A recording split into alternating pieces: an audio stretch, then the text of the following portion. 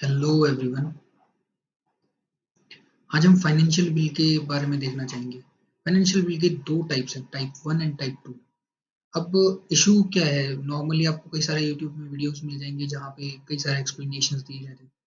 मैं यहाँ पे ये नहीं समझाने वाला हूँ कि फाइनेंशियल बिल की पावर्स क्या होती हैं या फिर फाइनेंशियल बिल जो होता है उसकी रिक्विजिट्स क्या होती हैं और वो कितना लिमिट कर देता है हमारे पार्लियामेंट को या नहीं। मैं ये बात पे यहाँ पे जोर देना चाहूंगा कि किस तरीके से जो कॉन्स्टिट्यूशन है उसमें स्पेसिफिकली ना मेंशन होने के बावजूद भी these bifurcations have developed and this convention has started in the constitution in the parliament। तो देखो, अगर आप इसको ढूंढने बैठोगे ना, फाइनेंशियल बिल टाइप 1 टाइप 2 कहाँ पे मेंशन्ड है, वो हमारे कॉन्स्टिट्यूशन के अंदर इन सच मेंशन नहीं है, क्योंकि वहां पे एक जनरल हेडिंग है 117 आर्टिकल के अंदर, इसमें फाइनेंशियल बिल्स की हेडिंग दे रखी है। बट ये टाइप 1 एंड टाइप 2 नहीं मिलेगा, ये आपको मिलेगा रूल्स ऑफ प्रोसीजर राज्यसभा की वेबसाइट पे। और वहां पे आप अगर उस डॉक्यूमेंट को पढ़ोगे तो वहां पे आपको ये टाइप 1 एंड टाइप 2 वाला डॉक्यूमेंट मिल जाएगा। मैं इस डॉक्यूमेंट को पिन कर दूंगा आपके डिस्क्रिप्शन बॉक्स में। अच्छा, तो वहां पे ये चीजें एग्जैक्टली मेंशन्ड हैं, लेकिन भाई सोर्स तो हमारा क्या है, सोर्स हमारा कॉन्स्टिट्यूशन है। तो वहां पर से ही, वहां पे ऐसा नहीं है कि वो एक नया लॉ है। रूल्स एंड प्रोसीजर जो है, रूल्स ऑफ प्रोसीजर जो है वो एक नया लॉ नहीं है, वो बस एक कन्वेंशन से डेवलप्ड अंडरस्टैंडिंग है या इन्फरेंस है। इसीलिए उसको आप लॉ के तौर पे नहीं ले सकते कि वहां से ये पावर पा रहा है type 1 and type 2। Actually these arise from the articles itself. और किस तरीके से वो अराइज करते हैं वो हम देखेंगे अभी। ठीक, तो ये तो मतलब इन जनरल समरी। अच्छा, अब इसमें मेन इंपॉर्टेंट चीज क्या है, what do you understand by constitution. Constitution को आप क्या समझते हैं, क्या कॉन्स्टिट्यूशन लॉ के अंदर आ सकता है, इज कॉन्स्टिट्यूशन एक टाइप ऑफ लॉ। और हाँ, तो आप इसको जस्टिफाई कैसे करेंगे। अब देखिए मेरा टेक क्या है इसमें। लॉ जो होता है वो वेरी निटी ग्रिटीज में जाता है, this is defined very detailed, in detailed form. लेकिन अगर आप कॉन्स्टिट्यूशन को देखोगे तो उसमें ऐसा कुछ भी नहीं है। उसमें एक टेरिटरी का मेंशन करा जाता है कि टेरिटरी हमारी ये है। ये भी नहीं बताया गया कि एग्जैक्ट कोऑर्डिनेट्स ये होंगे और ये होगा, बस जनरल नेम्स हैं। एक शेड्यूल दे रखा है जिसमें उन्होंने स्टेट्स के बारे में मेंशन कर रखा है। दूसरा, सिटीजनशिप, उसमें ये नहीं बताया कि कितने तरीके से हम सिटीजनशिप एक्वायर कर सकते हैं, नहीं कर सकते। उसमें इन जनरल लिखा हुआ है कि 1947 में जब आज़ाद हुए तो किस तरीके से बाइफर्केशन होना था सिटीजनशिप का, कौन लोग पाकिस्तानी कहलाने वाले थे, कौन इंडियंस कहलाने वाले थे, बॉर्डर इश्यूज किस तरीके से हैंडल होने थे। ऐसे ही और भी कई सारे क्लॉजेस हैं जहाँ पे कुछ बारीक चीजें नहीं मेंशन है। राइट्स के बारे में भी देखो तो राइट्स में भी एक सुपरफिशियली ओवरऑल एनकम्पासिंग स्टेटमेंट्स लिखे हुए हैं, जैसे कि अनटचेबिलिटी बस है, किन लोगों के खिलाफ अनटचेबिलिटी, किसी की अनटचेबिलिटी बैंड है। लेकिन उसमें बहुत ज़्यादा बारीकली नहीं बताया है, बारीकी से नहीं बताया कि क्या स्पेसिफिकली बैंड है क्या नहीं है, किस तरीके से इंटरप्रिटेशन की जाएंगे। इसीलिए आपको जरूरत पड़ती है सुप्रीम कोर्ट की। Supreme court is the interpreter of the constitution. अब आते हैं हम लोग, इसीलिए कॉन्स्टिट्यूशन को हम लॉ ना बोल के हम लोग उसको कहेंगे it is a type of a guideline on which other laws are made. Parliament इन गाइड्स का यूज करके लॉज बनाने में हेल्प मिलती है उन्हें। ठीक, तो ये तो रहा हमारा कॉन्स्टिट्यूशन। ठीक, अब देखो ऐसे ही बिल्स के लिए भी कॉन्स्टिट्यूशन में कुछ आर्टिकल्स मेंशन्ड हैं। कौन से वो आर्टिकल्स हैं मैं आपको बता देता हूँ। 107 से लेकर 111 के आर्टिकल देखिएगा। These are inside the chapter 5 union, मतलब पार्ट 5 में है कॉन्स्टिट्यूशन के। ठीक है, और उसके अंदर चैप्टर का नाम, अगर आप मतलब कोई बुक है कॉन्स्टिट्यूशन की लिए हुए हैं, बेयर एक्ट लिए हुए हैं, तो उसमें आपको मिल जाएगा। उसमें लेजिस्लेटिव प्रोसीजर्स के अंदर है ये सारे सारे बिल्स। तो अब देखो इसमें क्या होता है, इसमें ये मेंशन करा गया कि 107 जो है वो बिल, मतलब ये बिल्स के बारे में बताया गया कि बिल्स की किस से इंट्रोडक्शन होगा, कहाँ पे इंट्रोड्यूस हो सकते हैं, किस टाइप के बिल्स। उसके बाद 108 में ये बताया गया है कि भाई जॉइंट सिटिंग किन केसेस में हो सकती है। ठीक है। 109 में बताया गया है कि मनी बिल के लिए स्पेशल प्रोसीजर्स होते हैं कुछ अलग से, जिसमें स्पीकर का ठप्पा चाहिए होता है और स्पीकर ही फाइनली डिसाइड करता है कि वो मनी बिल होगा। ऐसे ही, और वो उसके ऊपर हैंड एंड सील और वो रिटन एक वो होना चाहिए नोट कि भाई ये मनी बिल है, एक मतलब डिक्लेरेशन के तौर पे। और उसके बाद 110 में बताया गया है कि मनी बिल के प्रोविजंस क्या हैं, किन क्लॉजेस को आप स्पेसिफिकली कहोगे कि ये चीजें मनी बिल कहलाई जाएंगी। और उसके बाद ऐसे 111 में बताया गया कि प्रेसिडेंट किस तरीके से असेंट देगा डिफरेंट टाइप ऑफ बिल्स को। ये तो यहाँ पे इस तरीके से बांटा गया है। ऐसे कहीं पे भी नहीं लिखा हुआ है कि बिल्स में नहीं बांटा गया कि ऑर्डिनरी बिल का एक क्लॉज पूरा या आर्टिकल पूरा है कि ऑर्डिनरी बिल इन डिफरेंट, उसमें पावर्स में बांटा गया है क्योंकि मेनली पार्लियामेंट के अंदर आता है ये बिल्स का प्रोसीजर। तो पार्लियामेंट के जो हेड्स हैं या फिर जो एंटिटीज हैं which are MPs and speaker, उनकी टर्म्स में ये बाइफर्केशन करा गया कॉन्स्टिट्यूशन में। अच्छा चलो अब हम आगे चलते हैं। ठीक है, मेन मुद्दा हमारा ये नहीं है कि क्या एग्जैक्टली आर्टिकल्स में लिखा हुआ है, मेन ये है कि किस तरीके से उन आर्टिकल्स को इंटरप्रेट करा गया।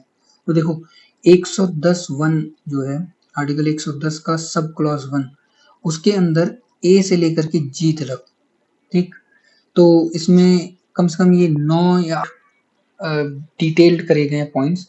उन पॉइंट्स में से कोई भी एक चीज अगर सोलली किसी बिल के अंदर है, सिर्फ उसी चीज के ऊपर बात करी गई, जैसे एक एग्जांपल ले सकते हैं हम लोग, टैक्सेशन एक वहां पे पॉइंट है कि टैक्सेशन को अबॉलिश कर रहे हो या फिर कोई नया टैक्स लॉ आप लेके आ रहे हो, तो अगर वो बिल सिर्फ एक ही काम करता है, वो है कोई नए टैक्स लॉ को लेके आ रहा है या फिर नए पुराने टैक्स लॉ को हटा रहा है, तो उस टाइप की चीज को हम लोग बोलेंगे मनी बिल।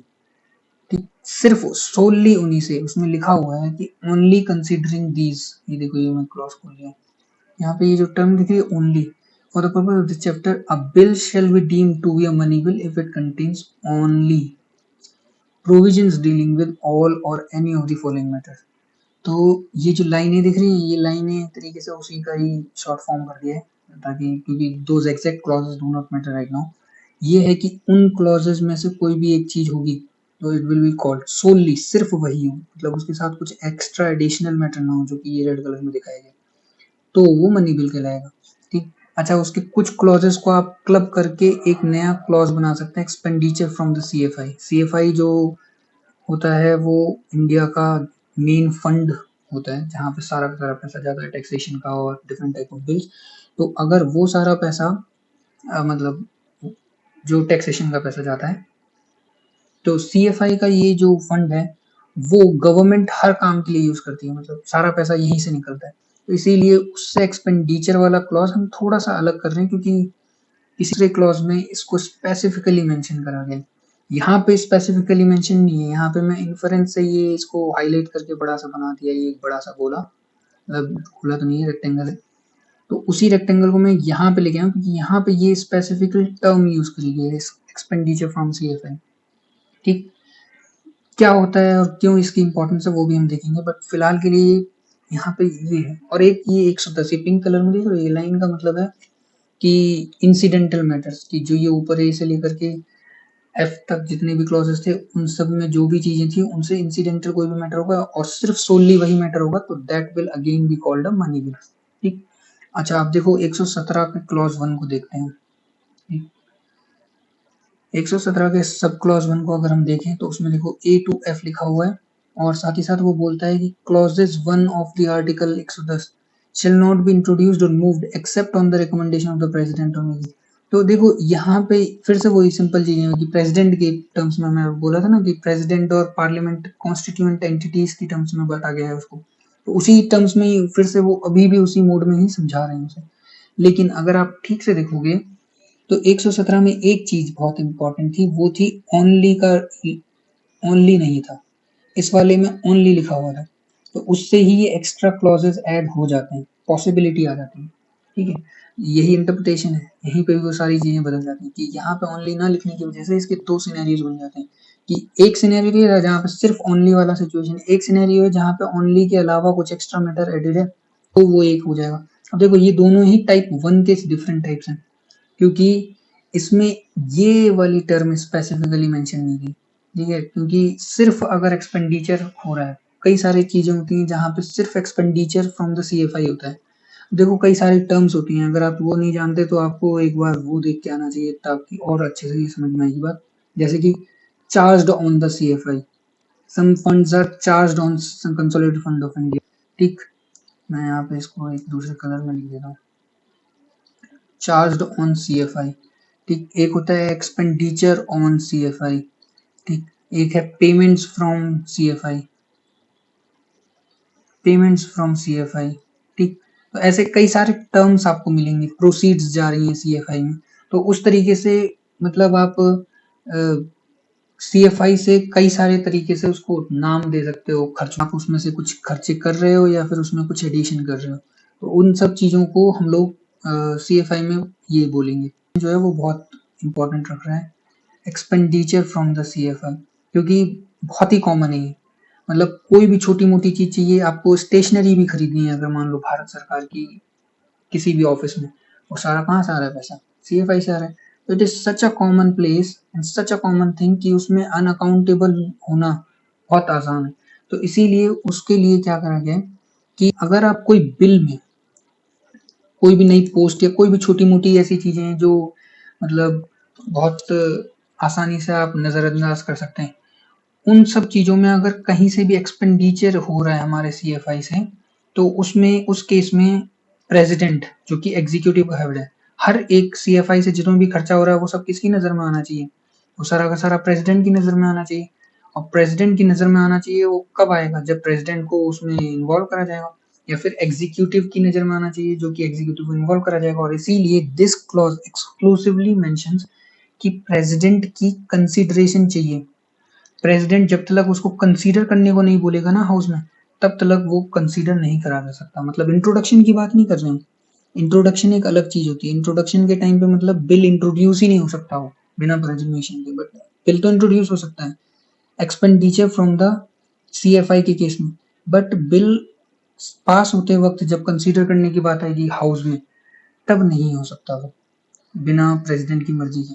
ठीक है, तो इंट्रोडक्शन आप बिना मर्जी के भी कर सकते हैं क्योंकि दीज आर पेक्यूनियरी थिंग्स और बहुत छोटी चीजें हैं इसमें। ये एक्सपेंडिचर फ्रॉम द, ये बहुत इंपॉर्टेंट क्लॉज नहीं है, ये वो है जो आप अक्सर साइड लाइन कर देंगे। उन टॉपिक्स में से जो इंपॉर्टेंट खर्चे हो रहे हैं उनका रिकॉर्ड रखने के लिए ये चीज अलग से मेंशन करी गई है। ठीक है, कि वो सब चीजें साइड लाइन ना हो जाए कभी, तो उसलिए क्या करा उन्होंने, कहा कि एक नया क्लॉज ही बना देते हैं जिसमें एक्सपेंडिचर की मेन बात करी जाएगी और वो प्रेसिडेंट की नजर में इस तरीके से आ जाएगा। ठीक है, उसको इंट्रोडक्शन के लिए हर बार प्रेसिडेंट को जरूरत नहीं है क्योंकि there are multiple prospects, multiple jobs for a president to do. तो उनमें से आप ऐसा नहीं कि उसकी प्रेसिडेंट की परमिशन की वेट कर रहे हैं, वो क्या पता टूरिंग सिस्टम पे हो, किसी टूर पे निकल गए हों बड़े टूर पे, तो फिर आप इंट्रोडक्शन के टाइम पे वेट, कम से कम आप डिस्कस तो कर पाएंगे उस बिल को तब तक के लिए। तो इस तरीके से ये सारी क्लॉजेस आ जाते हैं। अब देखो इससे ये 3 सिनेरियोज बन, मतलब ये 4 सिनेरियोज आपके बन गए हर एक क्लॉज से। ठीक, तो अब देखो यहाँ पे ये जो एक्सपेंडिचर वाला क्लॉज है ये यहाँ पे सिर्फ एक्सक्लूसिवली मेंशन करा गया, यानी कि अगर सिर्फ एक्सपेंडिचर हो रहा है और उसके साथ साथ कुछ एक्स्ट्रा मैटर्स हैं तो फिर वो फाइनेंशियल बिल टाइप 2 में आएगा। इसमें ये भी हो सकता है सिर्फ expenditure from the consolidated fund of India हो रहा है, ठीक, तो उस केस में सिर्फ expenditure from the consolidated fund of India होगा, तब वो क्या किस में कहलाया जाएगा। वैसे ऐसा कभी पॉसिबल नहीं है कि सिर्फ expenditure from the consolidated fund of India के लिए एक बिल पास करा जा रहा है पूरा का पूरा, वो ग्रांट्स के अंदर ही आ जाएगा, वो किसी ना किसी बिल का पार्ट हो जाएगा। तो वो टेक्निकली होना चाहिए एक मनी बिल सिर्फ, क्योंकि उसमें कोई और मैटर नहीं है, सिर्फ वो एक्सपेंडिचर हो रहा है, तो वो टेक्निकली मनी बिल में आएगा। लेकिन वही है कि वैसा कभी होगा नहीं रियलिटी में पॉसिबल। ठीक है, हमेशा कुछ ना कुछ एक्स्ट्रा चीज होती है, एक बिल पास करना बहुत लंबा प्रोसीजर होता है, इसीलिए कभी भी एक सिंगल चीज नहीं होगी कि सिर्फ एक्सपेंडिचर छोटा मोटा करवा रहे हैं, बहुत सारे एक्स्ट्रा चीजें भी होती हैं। जैसे एग्जाम्पल बताता हूँ मैं, एग्जाम्पल है आधार बिल। ठीक है, आधार बिल जो था वो टेक्निकली कंसीडर होना चाहिए था लोगों के हिसाब से एक टाइप 2 में, फाइनेंशियल बिल टाइप 2 में, कि वो राज्यसभा में भी इंट्रोड्यूस हो सकता था क्योंकि उसमें सिर्फ सैलरीज ही एक्सपेंडिचर के तौर पे आ रही थी कि उनकी सैलरीज एक्सपेंड करनी है, बाकी सारी चीजें इसमें कुछ खास मेंशन नहीं था। ठीक, तो फिर उस हिसाब से ये हमारा टाइप 2 हो गया और राज्यसभा को भी परमिशन मिल जाती है रिजेक्ट करने की। Rajya Sabha has quite a power in case of type 2 bill. ठीक है, ऐसी टाइप 1 बिल में भी राज्यसभा के पास काफी पावर आ जाती है।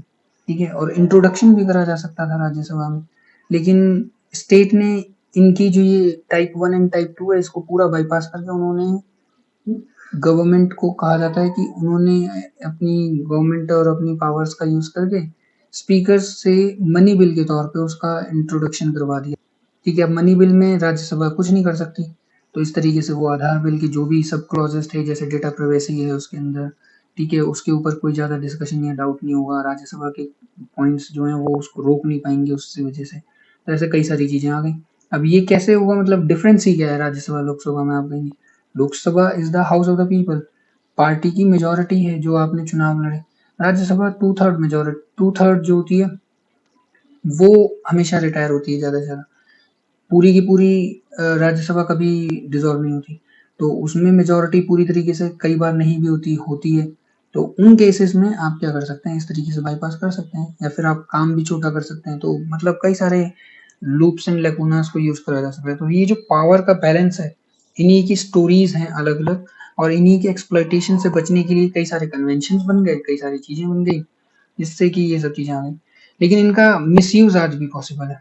ठीक, तो ये जैसे इसके ऊपर अभी इसीलिए जुडिशियल रिव्यू की बात चल रही है कि इन सब चीज़ों पे, मतलब इसमें सुप्रीम कोर्ट में एक केस भी लॉन्च्ड है अभी आधार बिल के ऊपर कि उसका क्या होना है, और आधार बिल को जो वो कैंसिल हो जाएगा तो क्या वो पूरा आधार एक्ट और जो भी है वो सब चीज़ें खत्म हो जाएंगी, वो फिर से रिन्यू करवानी पड़ेंगी क्या, उसकी लेजिटिमेसी खत्म हो जाएगी। तो वो सब चीज़ें अपनी हैं अलग जगह पे। मेन चीज़ ये है कि मनी बिल की स्क्रूटनी के लिए भी जुडिशियल रिव्यू में डाल देगा कि स्पीकर का वो जो डिसीजन है, जिसको सोल माना जाता है, फाइनल अथॉरिटी माना जाता है, उसको भी जुडिशियल रिव्यू में डाला जा सकता है, और वो सिर्फ on the basis of technicalities check करी जा सकती है, कॉन्स्टिट्यूशनैलिटीज के पॉइंट्स पे चेक करे जा सकते हैं। आप डिस्क्रिशन लेवल पे नहीं बोल सकते। ठीक है, अगर बिल्कुल ही आर्बिट्ररी डिसीजन लिया है अगर स्पीकर ने, तब उस केस में उस चीज को हम लोग स्ट्रक डाउन कर सकते हैं। ठीक है, मतलब जुडिशियल रिव्यू में स्ट्रक डाउन है, बट वो अलग बात है। फाइनली अगर आपको ये चीज क्लियर हुई कि किस तरीके से कॉन्स्टिट्यूशन के जनरल टर्म्स एक मेजर डिफरेंस या फिर ऐसे कई सारे कन्वेंशंस को जन्म देते हैं, वो अगर आपको पॉइंट समझ में आ पाया तो मुझे बताइएगा लाइक वाइक करके, और अगर आपको नहीं समझ में आया तो कमेंट्स में मेंशन कीजिए कहाँ पे आपको लगी कि त्रुटि है, कोई डिसकंटिन्यूटी है एक्सप्लेनेशन में, या फिर आपको लगा कि कुछ गलत है, तो बताइए मुझे, या कुछ समझ में नहीं आया, we'll discuss it out, or maybe I can improve the video next time. And thanks for watching.